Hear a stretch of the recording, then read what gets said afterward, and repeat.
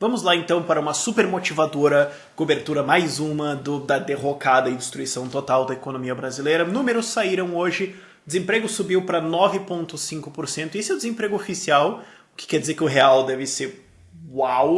O jeito que eles contam o desemprego é uma insanidade completa. O governo reverteu a meta, agora eles mudaram a meta de déficit, basicamente, para mais ou menos 100 bilhões, 100 bilhões de reais de déficit, mais o que ainda vai ter de pagamento dos juros da dívida e amortização e blá blá blá, o que significa que a gente pode adicionar em 2016, pode adicionar a nossa dívida mais de $500 bilhão, que foi o que a gente colocou ano passado, e esse foi o dado mais assustador que saiu hoje, a massa salarial é a soma de todos os salários pagos, caiu 11,2%. Lembrete, isso acontece em maioria na iniciativa privada. Iniciativa pública. O Estado não corta salários, e não é legal no termo de lei isso, então ele não costuma reduzir muito. A crise está quase totalmente no setor privado, então o que isso significa? Significa que esse 11,2% você tem, digamos, a parte pública e a parte privada, essa parte perdeu boa parte disso e o resto perdeu só um toquinho. Então, essa galera se ferrou muito mais ainda para na média sair 11,2%. E você que é funcionário público não pense, eu tô coberto, porque essa gente paga imposto. Porque esses salários que agora não existem mais, essa massa salarial caiu, é imposto de renda que não existe mais, é INSS que não existe mais, é FGTS que não existe mais, é auxílio-desemprego que não existe mais, PAT, é tudo isso. Então, já é um problema e também é menos consumo, porque é dinheiro que não está sendo pago, menos consumo, menos ICMS, que é um imposto de consumo muito grande. Então, se você é servidor público, especialmente dos governos de estado, não municipal ou federal, eu diria especialmente estado, que eles estão com dificuldades, e também vamos falar disso, se preocupe, porque eu já venho falando isso e falo de novo, esses estados, assim como Rio de Janeiro e Rio Grande do Sul e alguns outros que têm me informado, mas esses são os dois maiores, podem começar a calotear os seus servidores. Então, fique esperto e prepare-se. Indo nessa onda dos estados, o Nelson Barbosa, nosso ministro da Fazenda, que pode, aliás, inclusive ser banido de ser ministro da Fazenda, ele pode ser retirado pelo TCU e banido de cargo oficial ou apontado, alguma coisa em cargo de confiança ou apontado, por alguns 6 ou 8 anos por causa das pedaladas fiscais. Ele soltou essa semana aí um pacote para ajudar com a dívida dos estados. Vários estados do Brasil têm umas dívidas enormes com a União que eles têm que pagar. E a União precisa desse dinheiro porque, não sei se você notou, as coisas estão meio ruins. E os estados precisam desse dinheiro também. Então, como é que você maneja? Então, o Nelson Barbosa soltou um pacote com 4 coisas, vamos explicar essa aqui ao longo do vídeo, para abordar isso e a crise orçamentária que está no governo brasileiro agora. A primeira parte da medida foi afetando exatamente a dívida dos estados, que é tentar alongar o pagamento dela. Então, basicamente, agora nos próximos 3 anos eles só vão pagar juros, e daí eles podem pagar com patrimônio também, o que eu não gostei porque só aumenta o controle de propriedade no governo federal. O controle de propriedade estatal já não é uma coisa boa e já não deveria existir, mas no nível federal é ainda mais, é mais centralizado, é mais absolutismo ainda. Se tivesse com os municípios, pelo menos seria um pouquinho menos pior. Mas não, tem isso e basicamente é para alongar o pagamento da dívida. Se me pagar em 10 anos, então paga em 30. Tem a numeração, vai estar tudo lá na descrição para você ver, mas é para alongar o pagamento e facilitar para os estados, sem pesar demais pro orçamento federal. Só que fica aquele negócio de eu vou me ferrar e você vai se ferrar, mas quem vai se ferrar menos? E eu gostaria de saber quais foram os critérios deles para escolher e selecionar isso com os estados. Não duvido que tenha critérios políticos no meio, mas lembra que eu falei, você que é servidor público, tem contrapartidas que os estados vão ter que dar em relação a isso. Não reajustar salários e não reajustar salários, aí eu não consegui encontrar direito exatamente o que isso significa, se isso inclui inflação ou não. Eu não sei se é um reajuste de salários com não sei o que, ou se é reajuste de salários com inflação. Porque se for, aí sim que ferrou, meu filho, porque a gente teve 11% no ano passado e teve gente que ainda não recebeu reajuste ainda, porque os governos ficam enrolando, claro. E esse ano talvez a gente tenha aí 10% de porrada ou mais, por causa de toda essa impressão de moeda que o governo vai ter que fazer, 100 bilhões de reais de déficit. Mais a dívida... tá pesado isso, então a gente vai ter uma inflação grande por causa disso. E se isso significar sem reajustes, significa também cortar cargos apontados, cargos de confiança, que geralmente é cabides, então dane-se. E significa também não nomear novos funcionários e mais algumas outras medidas. Eu vou colocar lá na descrição um link para você ver a matéria mesmo, mas ferrou. E tem algumas coisas também como não conceder benefícios tributários, não conceder renúncias de impostos, renúncia tributária, não dar desconto de imposto para as pessoas, para as empresas e tudo mais, o que dificulta, porque é exatamente o tipo de coisa que você gostaria que o seu estado estivesse fazendo agora, para atrair empresas, para atrair as poucas empresas que tem aí, você gostaria que ele estivesse fazendo isso, não vai poder. Então, ouch. Agora, só esclarecendo, qual seria a melhor saída? A melhor saída seria se os estados fossem à falência. Eu sei que isso parece bizarro, mas falência é importante, porque a falência permite a liquidação. Se você mantém a estrutura do estado, você fala, não, corta um pouquinho aqui, muda um pouquinho lá, tal, a gente estica a tua dívida. Você mantém toda a estrutura que criou essa puta dívida, você não coloca punições para todos os comportamentos bizarros e irresponsáveis que eles tiveram com aumentar esses gastos, e você fala, não, tudo bem, continua. Seria melhor se eles fossem à falência. Vão à falência. E daí vocês privatizam as suas estatais e estaduais, vocês precisam reduzir o tamanho do estado, precisam cortar salários, precisam rever tudo, limpa, zera, e daí você tem uma plataforma melhor para começar a partir daí. É que nem uma cirurgia. Você fala, eu tô com, sei lá, meu braço quebrou, preciso operar. Ah, mas operar vai ser chato. Sim, você tem essa parte da operação que é incômoda, vai ter que ficar no hospital e tal. Mas, cara, vai ter que operar esse troço. Vai fazer o quê? Ficar com o braço quebrado por aí? Não, eu ainda tenho outro, relaxa, tá de boa. Segundo, esse plano agora do Nelson Barbosa pretende colocar um limite de gastos no governo. O que eu não vou nem falar disso porque é uma puta mentira. Não, eu vou colocar um limite de gastos, dos meus gastos, que quem controla o limite sou eu, e se eu precisar gastar mais, quem me pune por gastar mais sou eu.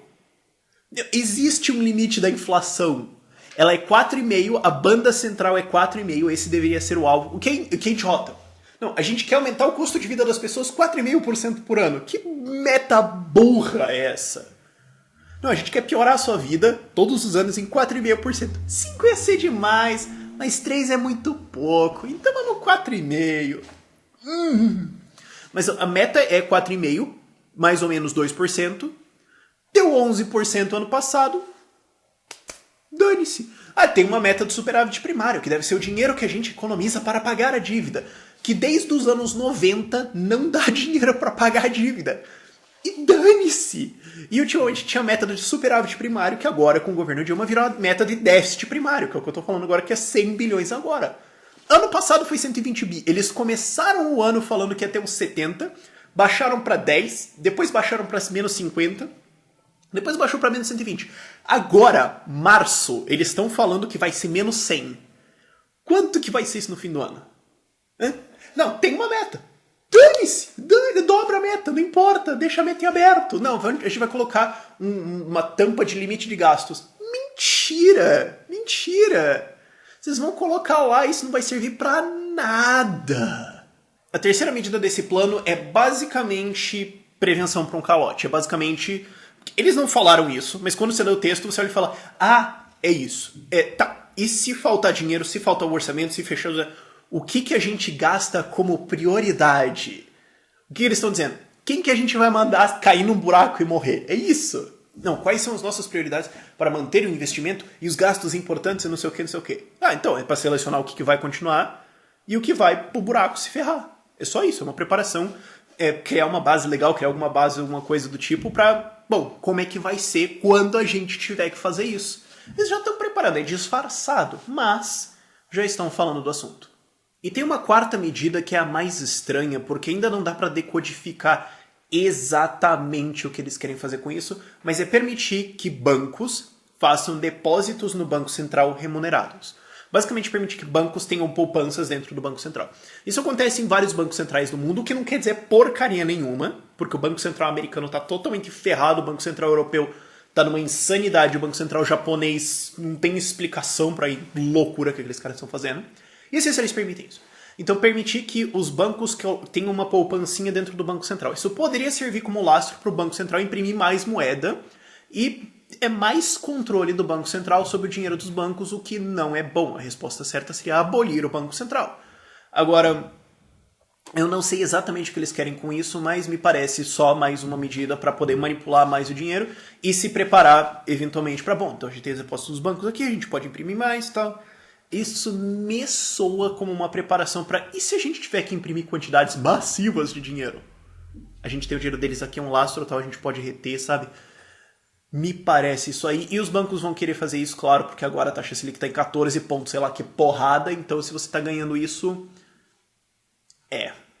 mas não é uma coisa boa. Claramente, mais controle para o Banco Central não é bom, não importa o que seja.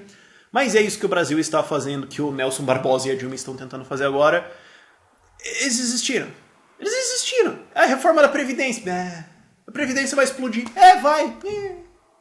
Ah, mas e a CPMF, que era pra crescer? O imposto pra crescer, olha.